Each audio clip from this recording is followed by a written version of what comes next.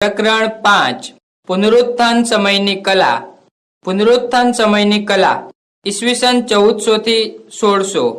પુનરુત્થાન સમયની કલાનો આરંભ ઇટલીમાં મધ્યયુગના અંતે અને ઈસુની 14મી સદીના આરંભે ગણી શકાય. ઈસવીસન 1300 આ યુગના મહાન ક્રાંતિકારી ચિત્રકાર જીઓટો 33ના અને ડિવાઇન કોમેડીના કવિ દાંત 35 વર્ષના હતા. મહાન ચિત્રકાર લિયોનાર્દો દ વિન્ચીનો જન્મ ઈસવીસન 1452 સુધીમાં યુરોપની લાક્ષણિકતા સમી સાંસ્કૃતિક ઘટના તરીકે પુનરુત્થાન યુગનો સ્વીકાર થયો.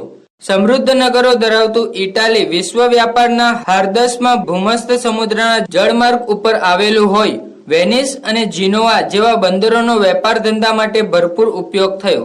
એને કારણે અંદરના ભાગોમાં માલ સામાન પહોંચાડવા માટે નદીના જળમાર્ગ ઉપર આવેલા ફ્લોરેન્સ બંદરનો ઉપયોગ થતો.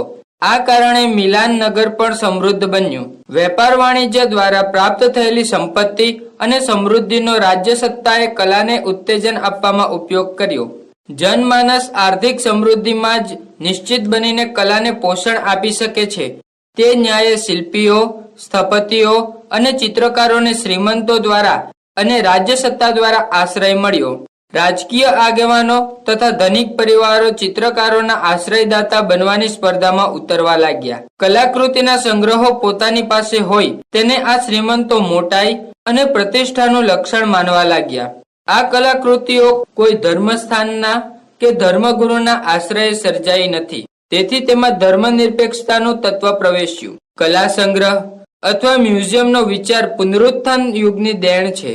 નવી શોધાયેલી તેલ ચિત્રોની આગવી પદ્ધતિએ દુનિયાને આબેહૂબ રૂપે ચિતરવાનું સરળ કરી આપ્યું. તેથી જીવનના ભૌતિક રૂપો સાચા દેખાય તેવી રીતે ચિતરાવા લાગ્યા.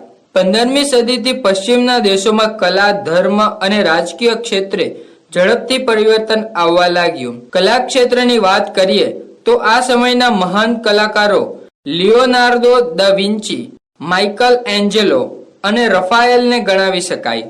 શ્રી લિયોનાર્દો દ વિન્ચી ઈસવીસન 1452 થી ઈસવીસન 1519. લિયોનાર્દો દ વિન્ચી ઈશ્વરદત્ત શક્તિવાળા અજોડ વ્યક્તિત્વ ધરાવતા વિરલ ચિત્રકાર હતા.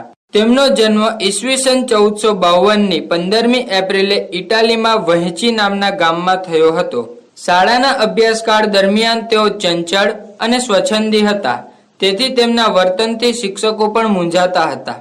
એ જમાનાના કુશળ શિલ્પી વેરોકિયો પાસેથી ચિત્રકળાનું જ્ઞાન તેમણે લીધું. વિન્ચીની કલાસૂઝથી તેમના ગુરુ વેરોકિયો એટલા પ્રભાવિત થયા કે એમણે ચિતરવાનું બંધ કરીને ફક્ત શિલ્પકલા પર જ ધ્યાન કેન્દ્રિત કર્યું.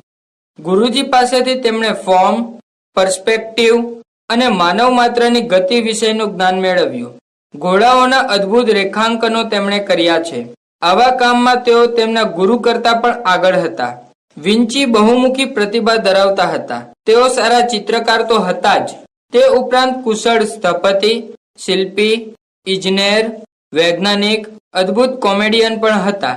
તેમની કારકિર્દી ફ્લોરેન્સ, મિલાન, પેરિસ, વેનિસ જેવા ભવ્ય અને સમૃદ્ધ શહેરોને આભારી હતી. તેમણે કરેલા ચિત્ર સર્જનો જૂજ સંખ્યામાં જ છે, પરંતુ તેમની અદ્ભુત હૈયાસૂઝને કારણે દુનિયાના મહામૂલા રત્નો સમાન મોનાલિસા, લાસ્ટ સપર, મેડોના અને જુદી જુદી જાતના મશીનોના ડ્રોઈંગ ચિત્રકલા જગતની મોટી મૂડી છે. તેમના જીવનની એક વિશિષ્ટતા એટલે કે કરુણતા એ હતી કે વસ્તુ કે કાર્યનો અંત શું હશે તેનો ખ્યાલ તેઓ પહેલેથી જ પામી જતા હતા.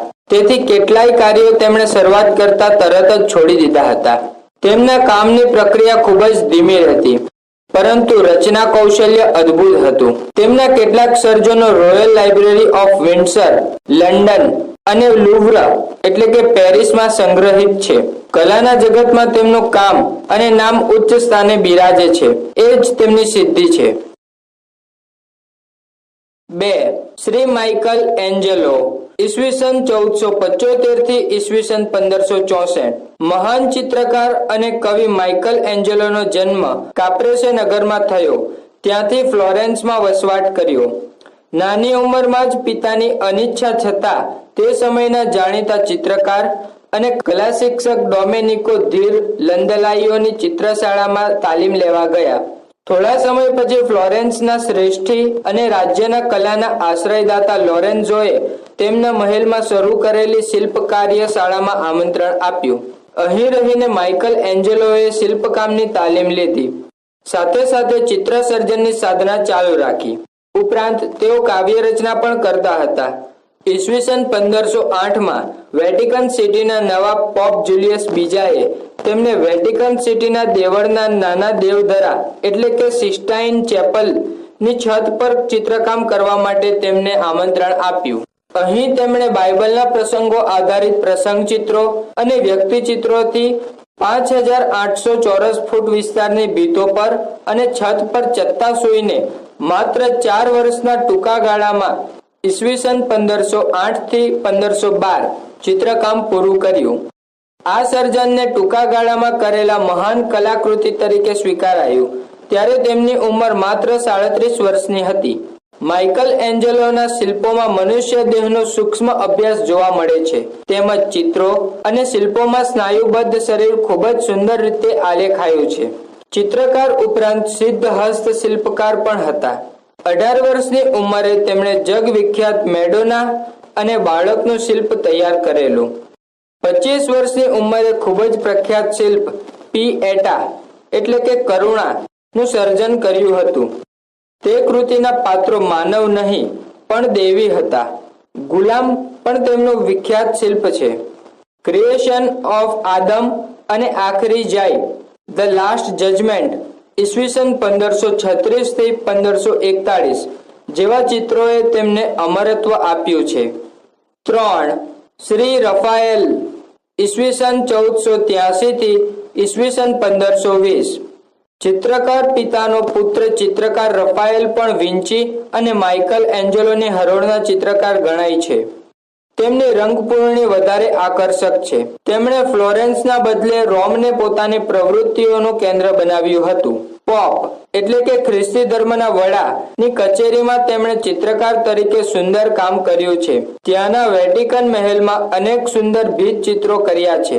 તેમનામાં રહેલી નાજુક પાત્રોની નજાકત મધુર લાગે છે. ચિત્ર આલેખનની અદ્ભુત શક્તિ અનન્ય છે. તેમનામાં આગવી કલાસૂઝ હોવાથી બહુ જ ઝડપથી નવું નવું શીખતા રહ્યા અને ચિત્ર સર્જન કરતા રહ્યા. વેનિસ શહેરમાં આ સમય દરમિયાન બીજા ચિત્રકારો પણ સુંદર ચિત્રોનું સર્જન કરતા હતા. તેમના ચિત્રોમાં રંગની ભભક વધારે જોવા મળે છે. ફ્લોરેન્સના ચિત્રકારોએ ધાર્મિક વિષય ઉપર ચિત્રો કર્યા છે, જ્યારે વેનિસના ચિત્રકારોએ સામાન્ય જીવનને લગતા ચિત્રો કર્યા છે. આ વિવિધતાની નોંધ ઐતિહાસિક દ્રષ્ટિએ અદ્ભુત છે. તેઓ દૈવી ચિત્રકાર તરીકે ઓળખાય છે. તેમના ચિત્રોમાં લોકજીવનને લગતા ચિત્રો જોવા મળે છે. સામાન્ય જનજીવન આધારિત વિષય ચિત્રો તેમની આગવી ખાસિયત હતી. રફાએલે મેડોના ચિતરવામાં વિવિધતા બતાવી છે તેમજ બાઇબલ આધારિત અનેક પ્રસંગોનું રેખાંકન કર્યું છે. તેમના જાણીતા ચિત્રોમાં વર્જિનનું લગ્ન, child with Madonna, vision of night, Madonna in the meadow, the transfiguration of Christ જેવા ચિત્રો ખૂબ જ જાણીતા થયા છે. રફાએલનું જીવન ઠાઠમાઠથી ભરેલું હતું. તે દેખાવે રૂપાળા હતા, તેથી રાજા મહારાજા જેવા લાગતા હતા. તેમણે ટૂંકા ગાળામાં અનેક સર્જનો કર્યા હતા. માત્ર 37 વર્ષની નાની ઉંમરે આ દુનિયામાંથી વિદાય થયા. તેમની અંતિમ યાત્રાના દર્શન માટે રોમના લોકો ઉમટી પડ્યા હતા. તેમને છેલ્લી સલામ આપીને યશના હકદાર બનાવ્યા હતા. તેવું માન ભાગ્યે જ કોઈ ચિત્રકારને મળ્યું હશે.